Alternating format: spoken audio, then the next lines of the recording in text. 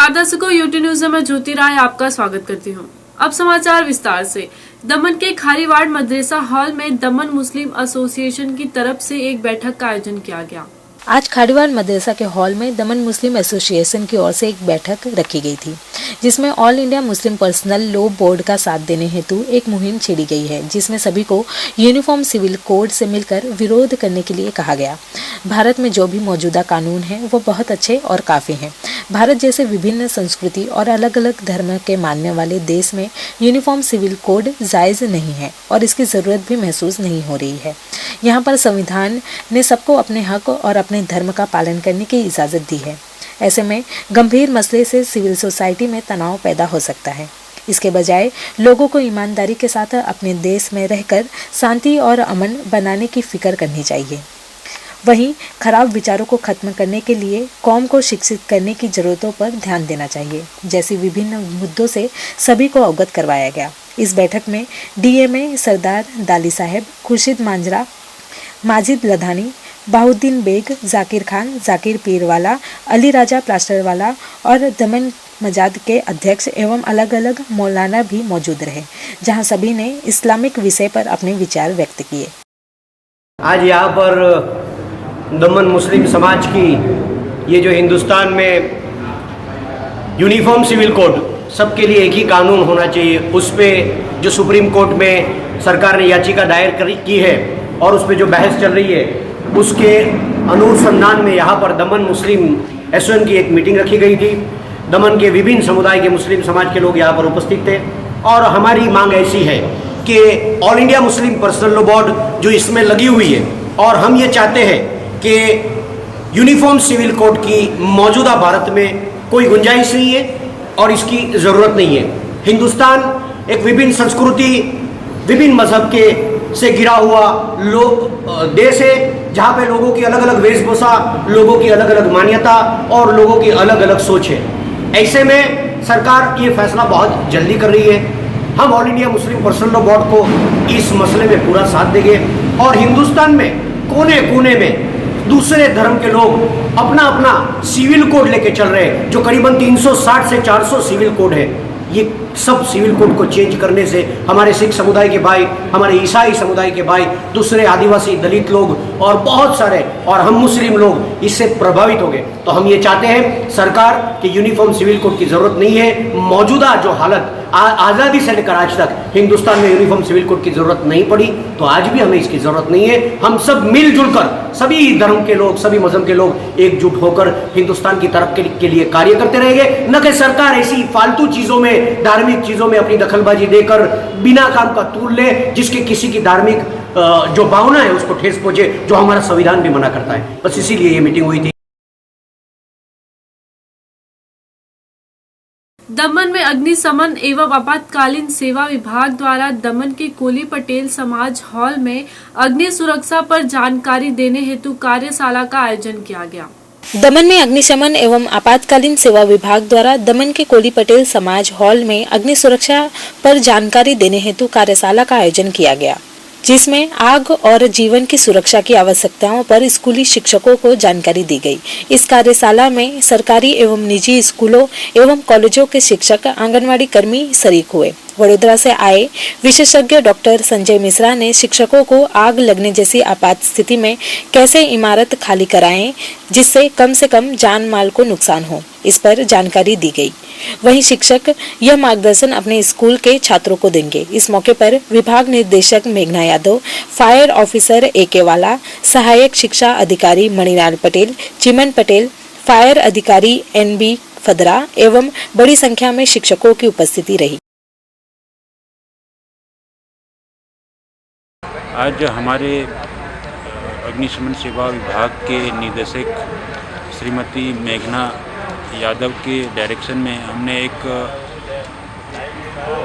Workshop का आयोजन किया गया है। उस वर्कशॉप में fire safety in industrial in education buildings, और इस वर्कशॉप का जो आयोजन किया गया उसमें दमन डिस्ट्रिक्ट के सारे government college, school, grant in aid school, private school, सभी टीचर को हमने यहाँ पे बुलाया है और स्कूल में फ्रॉम द बिगिनिंग, यानी भवन निर्माण से लेके जब स्कूल ऑक्यूपाइड करते हैं और फंक्शनिंग जो स्कूल है उसमें फायर सेफ्टी के क्या क्या इंतज़ाम होना चाहिए, और इन केस कोई इमरजेंसी होती है तो उस इमरजेंसी के दौरान किस तरह से मतलब में बिल्डिंग को इवाक्यूएट खाली किया जाए, कम से कम समय में खाली किया जाए, उसके बारे में जो स्टूडेंट है उनको पता होना चाहिए, ताकि हम उनके सारे टीचर को हम ये जानकारी प्रदान करते हैं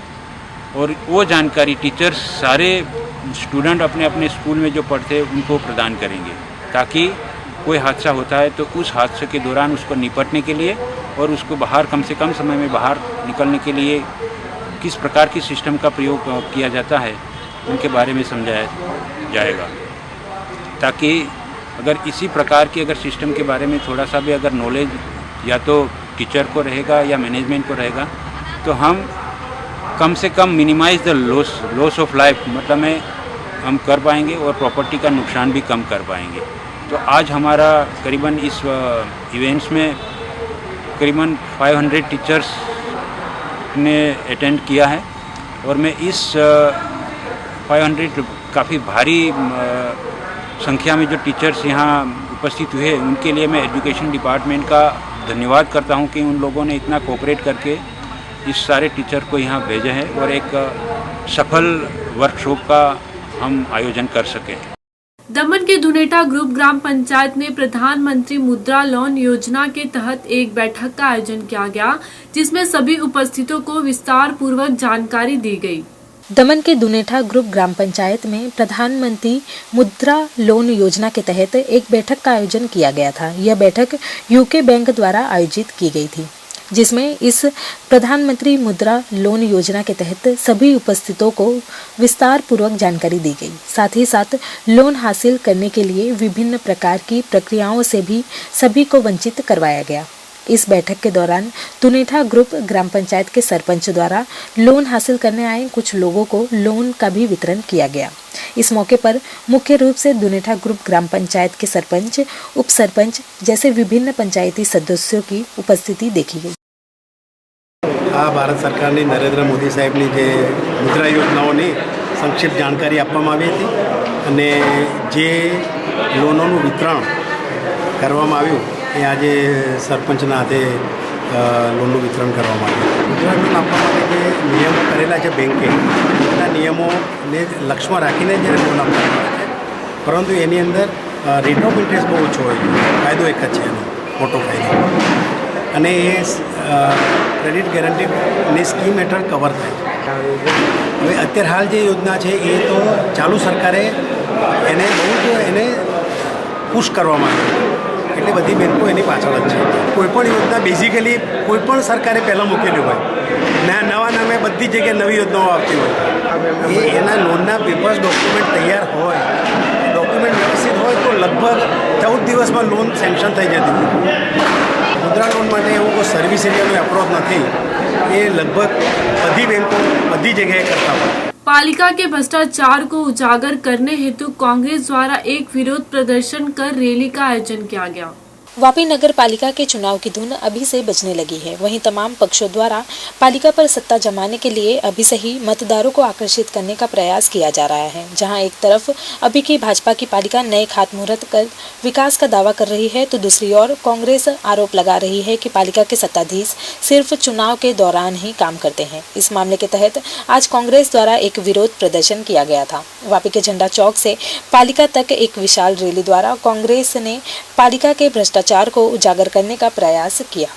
कांग्रेस का स्पष्ट आरोप है कि कॉन्ट्रैक्टरों को खुश करने का प्रयास भाजपा के पालिका के सत्ताधीश कर रहे हैं। कांग्रेस द्वारा आयोजित इस रैली में विभिन्न बैनरों द्वारा लोगों को जागरूक करने का प्रयास भी किया गया।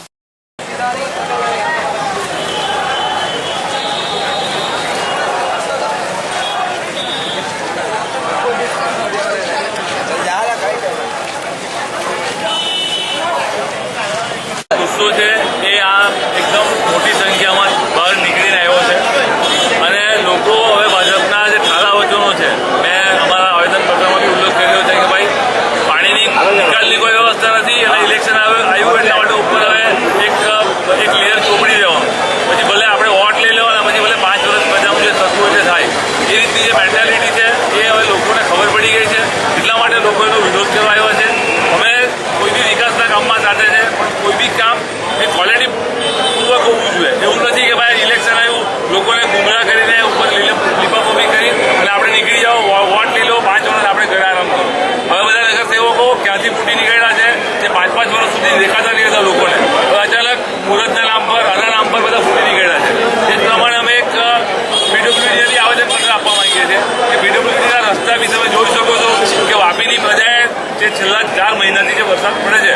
એટલું બધું ભોગવ્યું છે કે હવે એના ઉપર બી એક લેયર ફેરવશે અને આ ઇલેક્શન આવ્યું, કોન્ટ્રાક્ટરને કામ મળશે, કોન્ટ્રાક્ટર પાસે ઇલેક્શન લડવા માટે છે કે ડોનેશન લેશે, આ જ રીતનો કારસો એ લોકોનો છે અને એ હવે ખુલ્લો પાડવા માંગીએ છીએ. એટલા માટે વાપીની જનતા અમારી સાથે છે અને અમે આજે મોરચા રૂપે જઈ રહ્યા છે.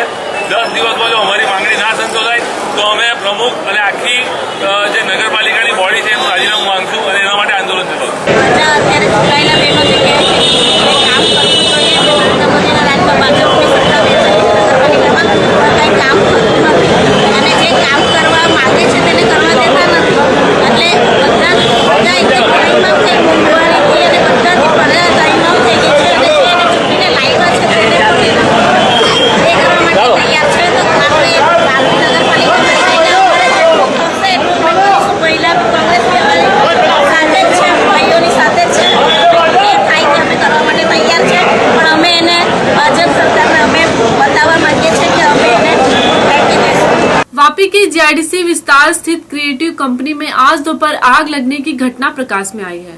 वापी के जीआईडीसी विस्तार स्थित क्रिएटिव कंपनी में आज दोपहर को आग लगने की घटना प्रकाश में आई है. मिली जानकारी के मुताबिक आज दोपहर जेंडर मशीन के ज्यादा गर्म हो जाने से यह आग लगी थी, जहां इस आगजनी के चलते कंपनी में भागा दौड़ी मच गई, जिसके बाद कंपनी द्वारा नोटिफाइड फायर विभाग को तुरंत इस बारे में सूचित किया गया, जहां नोटिफाइड फायर विभाग की टीम द्वारा घटनास्थल पर पहुंचकर कड़ी मशक्कत के बाद इस आग पर काबू पाया गया. गौरतलब है कि कंपनी को किसी भी प्रकार का नुकसान नहीं हुआ है. वहीं कंपनी के जेंडर मशीन में लगी इस आग के चलते किसी भी प्रकार की जानहानि नहीं हुई है.